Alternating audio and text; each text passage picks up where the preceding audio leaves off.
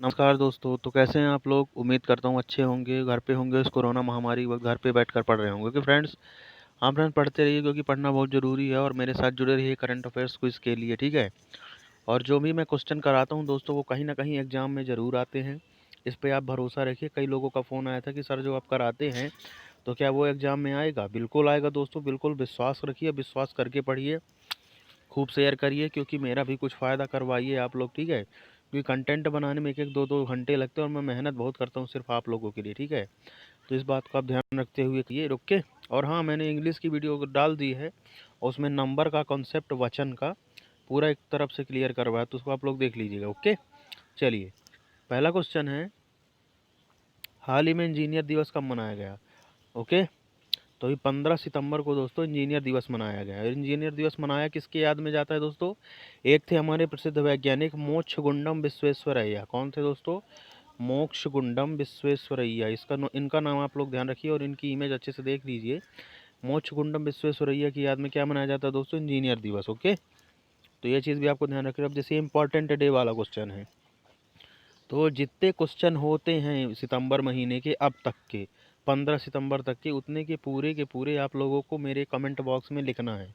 Okay, लिखने में कंजूसी मत कीजिएगा, क्योंकि अगर लिखने में आप लोगों ने कंजूसी की, तो मुझे तो नहीं लगता है कि आपका रिवीजन और आपकी पढ़ाई कोई सार्थक है। ओके, चलिए नेक्स्ट क्वेश्चन की तरफ चलते हैं। किस माननीय सांसद को राज्यसभा का उपसभापति बनाया गया है? तो अभी हरिवंश नारायण सिंह को फिर से राज्यसभा का उपसभापति बना दिया गया है।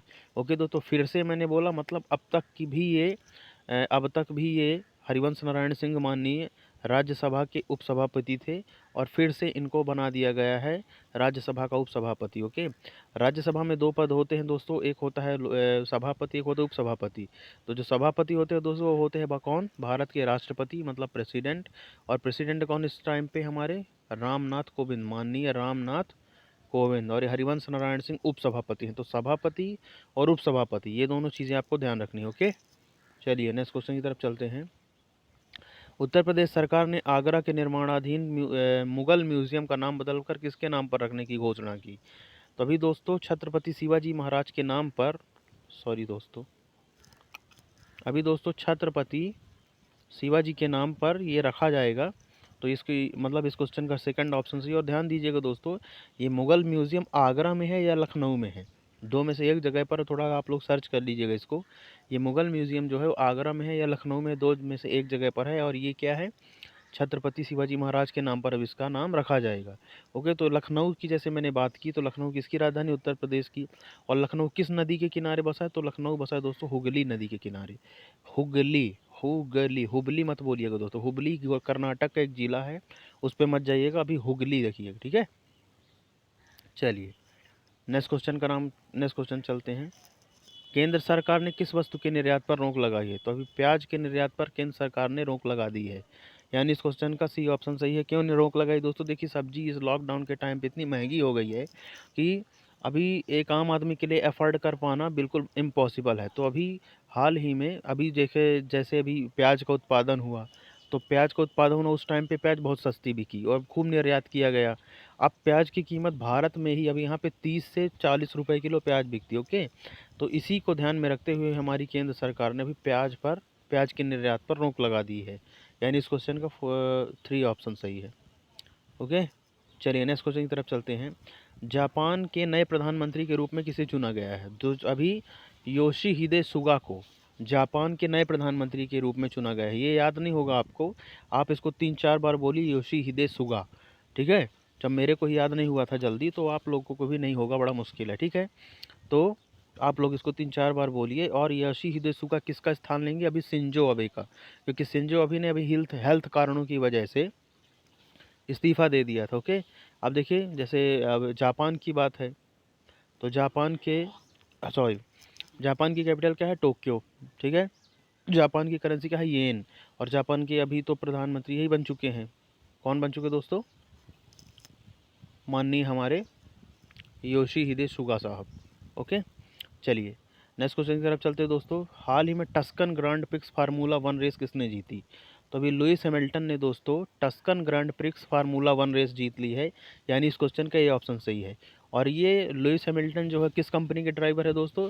लुइस हैमिल्टन मर्सिडीज़ के ड्राइवर है। किसके ड्राइवर है? मर्सिडीज़। तो इनकी कंपनी का नाम और इनका नाम और ग्रांड प्रिक्स का नाम, ये आप लोग एक लिस्ट बना लीजिए और मेरे से बोलिए। अगर आप लोगों का सुझाव हुआ तो मैं पूरी ग्रांड प्रिक्स जितनी आज तक हुई हैं सबका एक कंप्लीट वीडियो बना दूंगा, तो उस पर आप लोग देख लीजिएगा। लेकिन अगर मैं आपको नहीं पसंद है वीडियो तो आप लोग केवल इतना एक एक करके नोट करते जाइएगा, उतना भी आपके लिए सही है। ओके, ग्रैंड प्रिक्स बहुत इंपॉर्टेंट है, आजकल ये हर एग्जाम में पूछा जाने लगा है। ओके फ्रेंड्स, नेक्स्ट क्वेश्चन की तरफ चलते हैं। हाल ही में Emami limited Emami limited company ने हाइजीन रेंज के उत्पादों के लिए किसे अपना ब्रांड एम्बेसडर बनाया? तो भी एक आता था हिमानी, आप लोगों ने देखा होगा, हिमानी का क्या आता था? बोरोप्लस। क्या आता था? बोरोप्लस। अभी उसी की एक कोप कंपनी है, मतलब डायरेक्टर वही हैं, लेकिन उसी कंपनी के एक को कंपनी है इमामी। एक है हिमानी और एक है इमामी। तो उन्होंने जो महंगे प्रोडक्ट होते हैं, जो महंगे प्रोडक्ट हैं, उनके लिए अपना ब्रांड एम्बेसडर बना दिया अभी जूही चावला को। किसको बना दिया दोस्तों? जूही चावला को। तो इस चीज़ को भी आपको ध्यान रखना है। ये इमेज मैं आप लोगों के लिए निकाल के लाया हूँ, तो आप लोग इनको देख लीजिए। ओके, ये है, ये है हमारी जूही चावला मैम, तो इनका भी आप लोग ध्यान रखिएगा नाम, ठीक है। चलिए नेक्स्ट क्वेश्चन की तरफ चलते हैं। हाल ही में डीआरडीओ ने किस राज्य में अपनी रिसर्च लैब खोली है? तो अभी मध्य प्रदेश में डीआरडीओ ने अपनी रिसर्च लैब खोली, और कहाँ खोली है दोस्तों? अभी मुरैना में, मुरैना डिस्ट्रिक्ट में अपनी रिसर्च लैब खोली है। किसने? डीआरडीओ ने। अब डीआरडीओ की बात है तो डीआरडीओ की फुल फॉर्म क्या होती है दोस्तों? Defence research development organisation. और इसका मुख्यालय कहाँ है दोस्तों? इसका मुख्यालय है न्यू दिल्ली में। और इसके प्रेजेंट टाइम पे चेयरपर्सन कौन है? इसके प्रेजेंट टाइम पे चेयरपर्सन है दोस्तों जी सतीश रेड्डी। कौन है दोस्तों? जी सतीश रेड्डी, ये भी ध्यान रखिएगा। ओके, और इसकी टैग लाइन भी ध्यान रखिएगा। टैग लाइन क्या है इसकी? वलस्य मूलम विज्ञानम।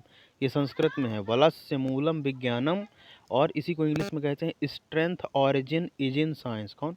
Strength origin is in science, ध्यान रखिएगा। इस क्वेश्चन का ये ऑप्शन भी सही है, ठीक है। अब आपके लिए आज का क्वेश्चन है दोस्तों, हाल ही में प्रधानमंत्री जी ने बिहार में कितने करोड़ रुपए की परियोजनाओं को मंजूरी दी है? ओके, तो इसका आंसर आपको कमेंट बॉक्स में बताना है, और उसका आंसर आपको कमेंट बॉक्स में बताना और हाल हाल में बताना है। चाहे आप गूगल से सर्च करिए, चाहे कल का प्रधानमंत्री जी का भाषण देख लीजिए, सभी जगह आपको मिल जाएगा और आसानी से मिल जाएगा। और ये परियोजनाएं जितनी भी उन्होंने लॉन्च की हैं उनका मैं एक कंप्लीट वीडियो बनाने वाला हूं, तो परियोजनाएं देख लीजिए, क्योंकि परियोजनाओं से क्वेश्चन हर हाल में पूछे जाते हैं बड़े बड़े एग्जाम में, चाहे वो एसएससी हो, चाहे यूपीएससी हो, किसी में भी हो, परियोजनाओं से क्वेश्चन आते हैं। और परियोजनाओं से रिलेटेड जो स्टेट होते हैं उनके क्वेश्चन भी पूछे जाने लगे। ओके, चलिए फ्रेंड्स, तो ये था आज का आपका लेक्चर। तो कैसा लगा आप लोग मुझे कमेंट बॉक्स में ज़रूर बताइए। अगर हाँ दोस्तों, इसको खूब शेयर करिए, और आप हमारे चैनल पर अगर नए हैं तो इसको सब्सक्राइब करिए। ओके दोस्तों, थैंक यू, शुक्रिया, जय।